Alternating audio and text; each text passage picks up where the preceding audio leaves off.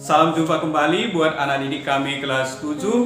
Semoga kalian tetap sehat, tetap semangat untuk mengikuti pembelajaran kita pada hari ini. Nah, hari ini kita akan memasuki bagian kedua materi kita bab yang ketiga, yaitu peran sekolah bagi perkembangan. Nah, pada pertemuan sebelumnya kita sudah mendalami materi kita, yaitu peran keluarga bagi perkembangan. Nah, poin pertama yang harus kita pahami dan kita pegang dari materi ini ialah bahwa sekolah itu tidak menggantikan peran keluarga bagi perkembangan. Sekali lagi ya, bahwa sekolah itu tidak menggantikan peran keluarga bagi perkembangan. Karena sebagaimana sudah kita dalami pada materi kita yang lalu, bahwa dalam keluarga ada orang tua yang menjadi pendidik pertama, terutama dan tak tergantikan. Dan itu adalah tanggung jawab orang tua yang tidak bisa dialihkan kepada orang lain. Jadi fungsi sekolah itu adalah melanjutkan peran keluarga bagi perkembanganmu, yakni memberikan pengajaran dan pendidikan sehingga kamu bisa bertumbuh dari segi intelektual, dari segi emosional, dan juga dari segi spiritual. Jadi sekolah itu berperan untuk membantu pertumbuhan dan perkembanganmu dari segi intelektual, emosional, dan spiritual. Nah, sehingga kamu akan cerdas secara intelektual, yakni memiliki kemampuan bernalar, memecahkan masalah, dan merencanakan. Dan kamu juga memiliki kecerdasan emosional, sehingga kamu mampu menerima, menilai, mengolah, mengontrol emosi yang ada di dalam dirimu, dan juga mengendalikan dirimu. Nah, kamu juga akan memiliki kecerdasan spiritual, yakni kecerdasan jiwa, kemampuan jiwa untuk berdamai, terutama dengan dirimu sendiri dan juga dengan yang di luar dirimu. Sehingga kamu akan memiliki kemampuan untuk menghadapi tantangan, menghadapi masalah, pergumulan dan kepahitan hidup. Nah, jadi kamu harus bertumbuh dan berkembang secara utuh. Sehingga pendidikan itu sebenarnya adalah membentuk manusia seutuhnya, membentuk dirimu seutuhnya, itu ya, baik intelektual, emosional, dan spiritual. Nah, karena dalam kenyataannya banyak orang yang bertumbuh atau cerdas secara intelektual, tetapi tidak bertumbuh secara emosional. Dia pandai, tetapi hatinya jahat, sehingga ini akan bertumbuh menjadi otak dari kejahatan yang merencanakan kejahatan. Nah, tentunya kita tidak ingin seperti itu. Kita ingin menjadi manusia yang cerdas secara intelektual, tetapi juga memiliki kepribadian yang baik. Jadi sekolah itu fungsinya adalah untuk membantu kamu dalam pertumbuhan dirimu seutuhnya. Dan misi sekolah itu terkandung dalam dokumen gereja, yakni Gravissimus Educationis, artikel yang kelima. Yang pertama di sana kita temukan adalah mengembangkan daya kemampuan akal budi.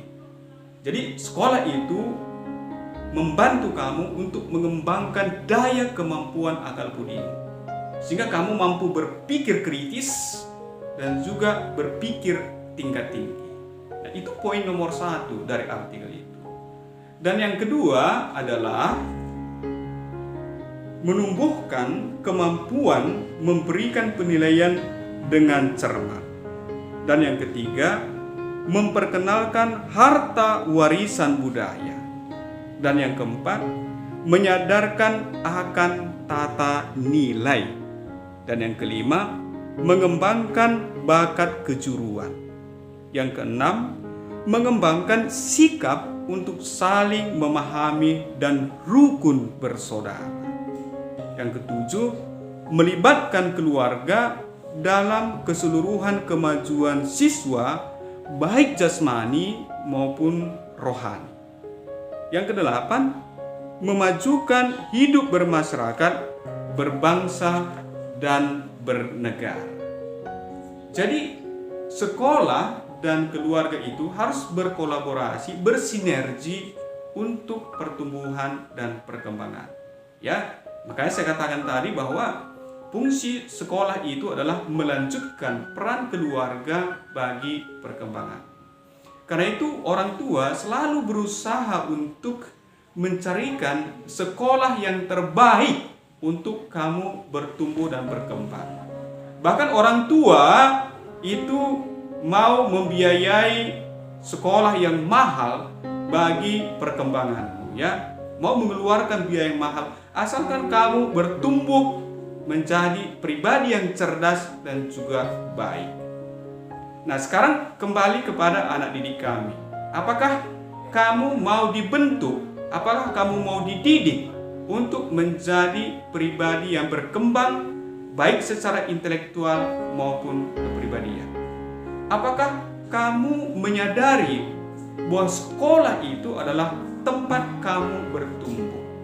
Apakah belajar itu menjadi prioritas dalam hidupmu dan sekolah itu menjadi suatu kesempatan untuk membangun diri dan juga untuk menjalani dan persiapkan masa depanmu menjadi lebih baik? Ya, jadi kita sudah melihat apa itu peran sekolah bagi perkembanganmu, dan kita juga sudah merefleksikan tentang dirimu, apakah sekolah dan belajar menjadi prioritas dalam hidupmu. Nah, sekarang Bapak akan memberikan tugas yang sederhana untuk kalian kerjakan. Yang pertama, tuliskanlah apa visi misi sekolahmu. Ya, jadi sederhana ya. Yang pertama itu menuliskan visi dan misi sekolahmu. Dan yang kedua adalah tuliskanlah aktivitas-aktivitas atau kegiatan-kegiatan apa sajakah yang ada di sekolahmu yang turut membantu perkembangan diri. Ya, kegiatan apa saja yang ada di sekolahmu yang turut membantu perkembangan diri. Entah itu perkembangan intelektual, emosional, dan juga spiritual. Nah, dan yang ketiga adalah tuliskanlah siapa-siapa sajakah guru yang sudah turut membantu perkembangan dirimu dan dalam hal apakah, dalam aspek manakah dia sudah membantu perkembangan dirimu. Misalnya, ada guru agama yang sudah membantu perkembangan spiritual sehingga kamu semakin cerdas secara spiritual, ya. Mungkin ada juga guru BK yang membantu perkembangan emosionalmu sehingga kamu juga semakin cerdas dari segi emosional, ya. Nah, itu saja 3 tugas yang saya berikan pada kalian untuk kalian kerjakan. Nah, tetap semangat dan selamat mengerjakan untuk anak didik kami.